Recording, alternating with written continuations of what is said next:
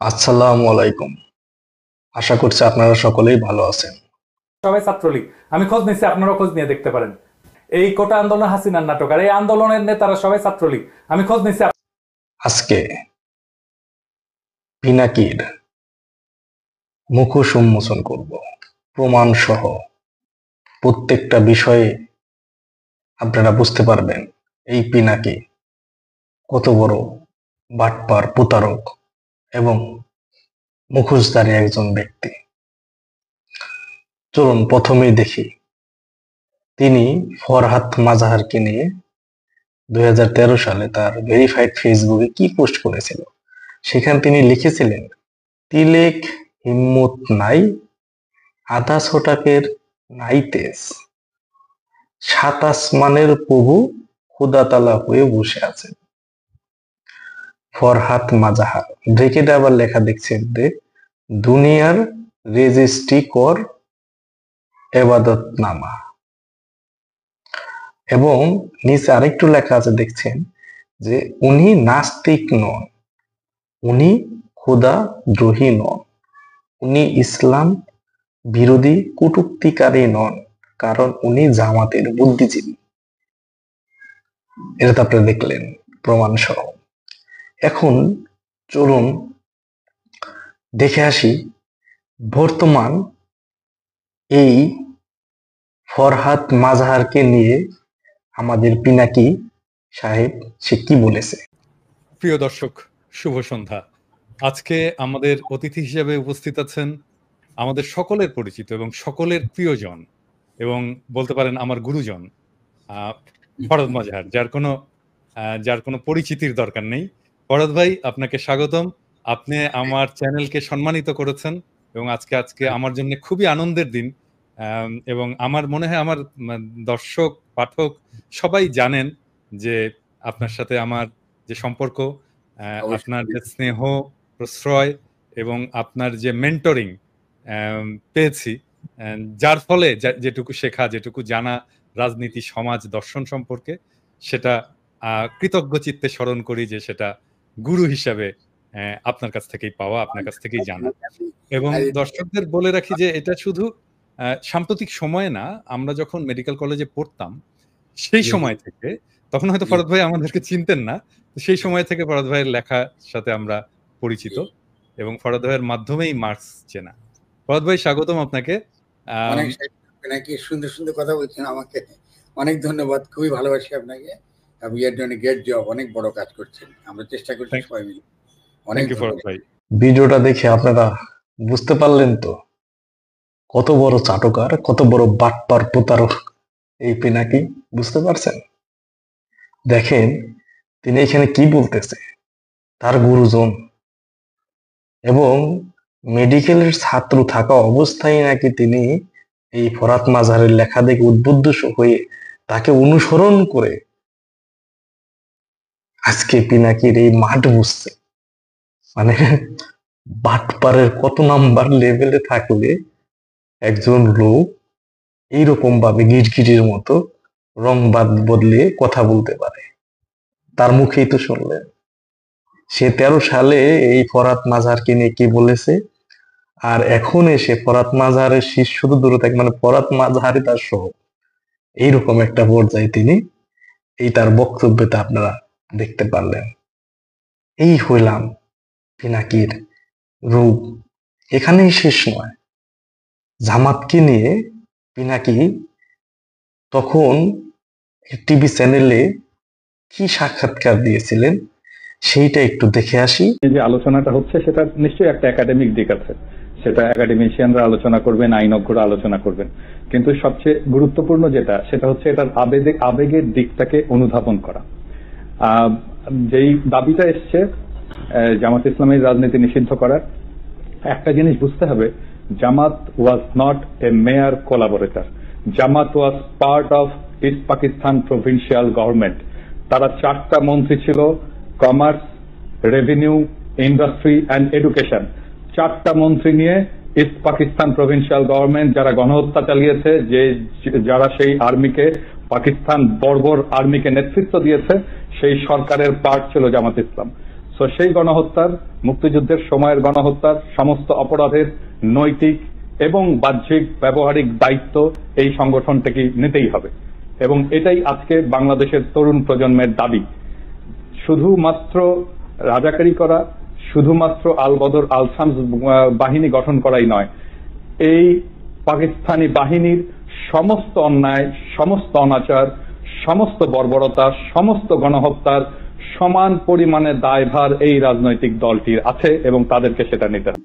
দেখছেন তো ভিডিওতে কি বলছে এই পিনাকি, যে যুদ্ধ অপরাধী হিসেবে এই বাংলাদেশে যত শহীদ হয়েছে মুক্তিযুদ্ধে এবং মা বোনদের আত্মসম্ভ্রম হারিয়েছে, তার জন্য এই দলকে অবশ্যই দায়ভার নিতে হবে। তিনি তো নিজে মুখেই বলছে, আপনারা তো শুনছেন। দেখেন, এখন তার মুখেই চলুন আমরা একটু জামাতের গুণগান, যেটা জামাতকে নিয়ে তার বর্তমান যে মতামত, সেইটা তো একটু না জানলে হয় না। চলুন সেই বিষয়ে জেনে আসি। এদের চাইতে রাজনৈতিকভাবে অন্তত জামাতে ইসলামী সৎ। তারা তাদের রাজনৈতিক অবস্থান নিয়ে আওয়ামী লীগ আর বামেদের মতো অ্যাক্রোব্যাটিক্স খেলেনি। রাজনৈতিক আদর্শের ক্ষেত্রে অসৎ এই দলগুলোর তো সার্কাসের জোকার হওয়ার কথা, কিন্তু তারা রাজনীতির মাঠে কি করে? এদের সাথে আরেকটু শেয়ার করব, সেটা হলো দেখেন, এই পিনাকি বলে যে কিভাবে কোকাকোলাকে বয়কট করতে হবে, তাকে কিভাবে শায়েস্তা করতে হবে, ভারতকে কিভাবে বয়কট করতে হবে। এই যে কথাগুলো বলে যে ইসরায়েল জন্য আমরা লরিয়েল ব্র্যান্ডকে কিভাবে আমরা করব, বয়কট করব, সেই শিক্ষা সে দেয়।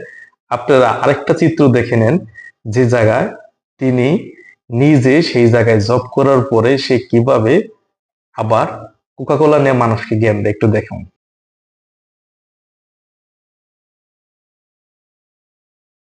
দেখতে পারছেন, এইখানে সে জব করে, লরিয়ালে জব করে, আবার সে কোকাকোলা বয়কটের কিভাবে করা যায় সেইটা নিয়ে সে জ্ঞান দেয়।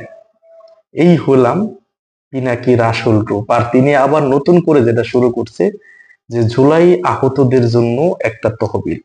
মানে সে তো বাংলাদেশ থেকে প্রথমে কিভাবে শত শত কোটি টাকা তদবির বাণিজ্য করে কিভাবে টাকা কামাইছে, তার চিত্র আমি কিন্তু আগের ভিডিওতেই বলছি। এখন আবার সেই তহবিলের কথা বলে সারা বাংলাদেশের সকল শিল্প প্রতিষ্ঠানের কাছ থেকে সে চাঁদা তোলা শুরু করেছে। জুলাই আহতদের জন্য তো এই অবৈধ ফ্যাসিস্ট ইউনূস সরকারে অনেক কিছু করছে, টাকা পয়সা দিচ্ছে, এখানে তাদের সকল ব্যবস্থা করে দিচ্ছে। একজন নিহত যে হয়েছে, এখন আসলে প্রকৃত অর্থে তখন কতজন নিহত হয়েছে, আর এখন যারা স্বাভাবিকভাবে প্রতিদিন তো বাংলাদেশ স্বাভাবিকভাবে মানুষ মারা যায়, সেটাও জুলাই আন্দোলনের নিহত দেখে কিভাবে টাকা মারার ভাই তারা করছে 30 লক্ষ করে টাকা। তারপরও পিনাকির উতরে পড়া এই ভালোবাসা কেন? একটা গল্প বলি, এর আগের একটা ভিডিওতে বলেছিলাম। সেটা হলাম, আপনারা অনেকেই জানেন যে মিশরের কিভাবে এই ফেরাউনরা ক্ষমতায় আসে। অনেক বড় গল্প, ছোট করে বলি। এই তখন যে মুসলিম শাসক ছিল, সে তার কেন্দ্রীয় যে কবরস্থান, সেইখানে একজন প্রহরীদার লাগতো। সে সারা রাত যে এটা ঢোল পিটিয়ে দেয়। তখন এই ফেরাউন এসে বলে যে আমি এখানে, যেহেতু সে ফিটিস্ট ওসা লম্বা ছিল, তখন তাকে সেইখানে চাকরিটা দেওয়া হয়।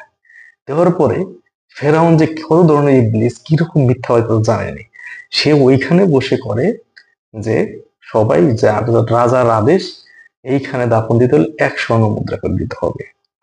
এর মাঝেই আবার এই মিশরে একটা মহামারীর সৃষ্টি হয়, সেখানে অনেক লোক মারা যায়। তখন এই চতুর ফেরাউন বলে, রাজা বলেছে 2 স্বর্ণ মুদ্রা করে দিতে হবে। মানুষের বিপদ সেখানে দেয়, দিয়ে এরকম ভাবে সে 2 বস্তা স্বর্ণ মুদ্রা একত্রিত করে ফেলে। তারপরে যেহেতু এত বড় একটা মহামারী, মানুষ যখন কর দিতে হিমশিম খাইতেছিল, তখন সে রাজার কাছে এই স্বর্ণ মুদ্রা নিয়ে যায়, যে আমি এইভাবে টাকাগুলা অর্জন করেছি। যদিও এটা ঠিক পন্থায় ছিল না, কিন্তু যেহেতু রাষ্ট্রের তখন কোষাগারে খুবই অর্থ সংকট ছিল, রাজা কিছু বলে না। সে বলে আমি এই স্বর্ণ মুদ্রাগুলো দিয়ে সকল দরিদ্র কৃষকদের কর মুকুব করে দিতে চাই। তখন সারা মিশরে একটা আলোড়ন সৃষ্টি হয়ে যায়, যে একজন কবরস্থানের প্রহরী সারা দেশের মানুষের কৃষকদের গরম টাকা দিয়ে দিছে, করের টাকা। তারপর এই রাজা এক সময় ওই মহামারীর শেষেই রাজাটা মারা যায়। যাওয়ার পরে তখন সবাই বোর্ডে বসে যে একটা সৎযোগ্য কাকে রাজা বানানো যায়। তখন সেখান থেকে একজন বলে ওঠে যে বুঝেছে প্রহরী ছিল, সেও তো একটা সৎ, সে তার নিজের উপার্জন যেভাবে উপার্জন করুক, সে উপার্জনের টাকা গরিবদের মাঝে বিলিয়ে দিয়েছে। তখন সে ওই লোক কিন্তু তাকেও কিন্তু সে স্বর্ণ মুদ্রা দিয়েই কিন্তু এই কথা বলাইছে। বলিয়ে সে যখন সেইখানে ওই দুইটা লোক সে কিনা ফেলে বোর্ডের কিনা, যখন ওইখানে যখন সে রাজার দায়িত্ব পায়, তারপরে বা মিশরটাকে কিভাবে লুটে পুটে এবং কিভাবে সে একটা নাস্তিক বিধর্মী রাষ্ট্রে পরিণত করেছিল, কিভাবে মানুষের উপর অত্যাচার নিপীড়ন করেছিল সেটা জানেন। ঠিক তেমনি এই পিনাকিও আবার মানুষের সিম্পেথি পাওয়ার জন্য মানুষকে নিয়ে, মানুষের আবেগ নিয়ে খেলা করার একটা পায়তারা করছে। সে বলছে জুলাই আন্দোলন তো হবে। এই পায়তারা করে সে শিল্পপতির সঙ্গে শত শত কোটি টাকা আবার লোপাট করছে। এই হইলাম পিনাকির আসল চিত্র। আজ এইটুকুই। আপনারা সকলেই ভালো থাকবেন, সুস্থ থাকবেন। আসসালামু আলাইকুম। জয় বাংলা, জয় বঙ্গবন্ধু।